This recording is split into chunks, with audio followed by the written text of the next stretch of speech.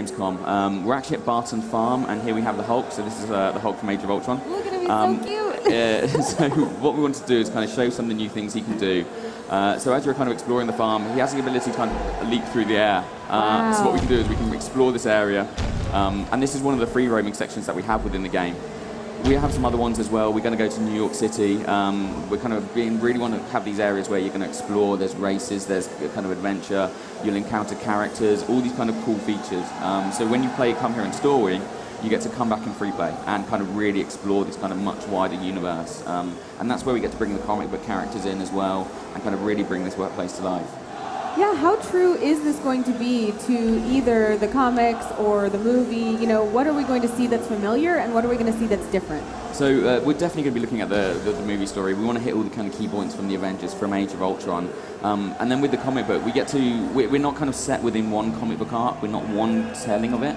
We get to mix and match, which means that we've actually got some cool characters that we get to reveal that kind of show that and show the fact that we're jumping around to different areas. Some of the cool things as well is what we get to do with the characters. This is brand new for this title. Here we've got Iron Man, and kind of Iron Man has his suits. What we can do is you can actually go into Tony Stark's HUD, and then you actually have the ability to change suits on the fly. So what we'll do is we're going to select the Mark 1 armor, and in comes Stanley. So Stan's helping us suit up.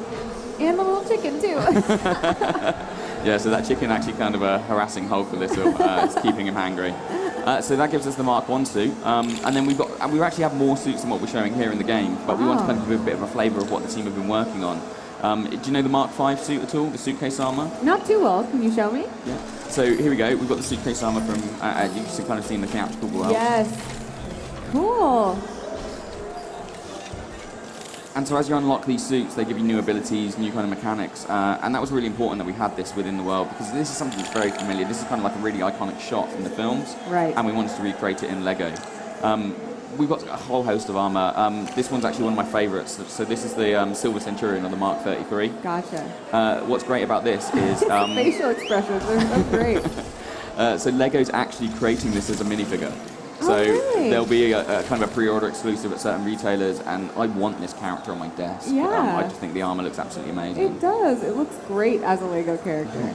And is this specific to Iron Man that he has the changeable suits, or are there going to be other changeable things for other characters too? So this is kind of very specific for Iron Man. We kind of can jump into some other characters. We saw Stan Lee earlier. We actually have Stan Lee playable in the game as Iron Stan. So we have Stan Lee in his own Iron Man armor. So we want to kind of have a lot of fun with the character. You know the Hulkbuster from Age of Ultron? Stan kind of has his own ability. He gets to call in the Stan Buster. Oh wow! So we have the Hulkbuster in the game, but we now also have a Stan Lee themed Hulkbuster. Oh my gosh! Look at his face. So he's got a pencil there. There's a desk lamp. There's a coffee cup. And the team spend a huge amount of time kind of bringing these characters to life. It's got one of my favourite animations at the moment, where Stan kind of pops out and he starts working away on this typewriter. So they do an incredible job of really bringing these characters to life. And the Buster's changing the typewriter for him. So that's that humor that I love so much about this game, that it's not necessarily jokes, but just it's delight kind of brought to life. And as somebody who works on this game, how do you go about creating those delightful situations? Is it just, you ask yourself what you would like to see? Well, yeah, very much so. The team do a kind of brilliant job of saying, okay, what would we find funny? And we have massive Marvel fans in the office. So they're looking at it and going and say, well, okay, what would we find funny from an animation perspective? What would we find funny from lines of dialogue? What would we find funny from gameplay? And they just do an incredible job of kind of wrapping this kind of really believable Marvel universe, but done with Lego humor. So they're the characters you know and love, but in an environment that's different from the normal. Right. Who are we looking at right now? So this is Speed. So he's one of the comic book characters we mentioned. He's a brand new kind of reveal for Gamescom. And this is kind of one of the comic book, I love his kind of animations that he has. I know, it's just so great. We have some other characters as well. We have the unbeatable Squirrel Girl. Oh, wow. So another reveal here for Gamescom. So Unbeatable Squirrel Girl. We know there's some massive fans in the office who in particular wanted to get Squirrel Girl back into the game.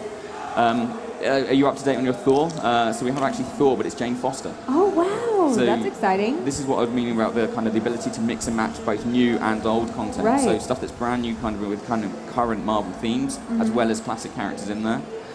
We've got other characters as well. So we've got Kamala Khan. So Miss Marvel, so she's going to be in the game, and it's kind of really exciting that we kind of mix and match all of these people in this universe and kind of have a lot of fun with the characters. And so as I'm playing through the game, I can switch between any of these characters as long as I've unlocked them? Yeah, so very much so. That's what kind of free play is about. So when you're in story mode, we kind of set the real characters in the kind of real locations. Gotcha. But then when you come back in free play, we want you to be able to toggle, you want to switch, you want to be able to try these characters out, see what new moves, see what abilities they have. And sometimes, are there going to be objectives that I can only get as I go back in free play mode and use different characters and their abilities? Oh yeah, very much so. So characters will have unique abilities, and as you're exploring the world, you'll see things where you'll go, you know what, I need a certain character, I need a certain ability. So when you do unlock that character, you'll come back and go, oh, excellent, we can now use this ability and use this character to progress and see more and unlock more content. Awesome. Well, what are some of the unique abilities that you think are the coolest? So one of the great things, we've actually got this ability to team up characters together and do special moves. So as you're fighting, you can build up a charge meter, and then what you can do is you can actually trigger these special moves. So here we have Black Widow and Iron Man kind of doing a special, or basically like a smart bomb attack. And that means that we get to use these moves to kind of take down multiple enemies. It's really revamping the combat system. We know that people would love to go to kind of LEGO games, but they wanted more from what you could do with combat. So we've added these new abilities, we've added these new mechanics, and you can kind of decide when you want to trigger these moves. One of my favourite characters is actually Quicksilver. So for very kind of prominent in Age of Ultron, he has an ability to target multiple enemies. The world slows down, he'll run down, take them all out, and then can carry on. That's so if so you're doing satisfying. That very much so. And of course he has special takedowns as well, so he can juggle enemies, and he can pick people up and spin them around in circles. So makes them really dizzy, they then fall over to defeat them in a single punch. So we want to kind of have a lot of fun with these characters, but like we say, we're revamping the mechanics, making sure there's loads of kind of new cool features. And it's just such a huge game. The team are kind of still putting in content. What's great is we're kind of announcing the release date for this title now. Oh, it's going to be available in Europe on January 29th. Oh, okay. And it's going to be January 26th for America.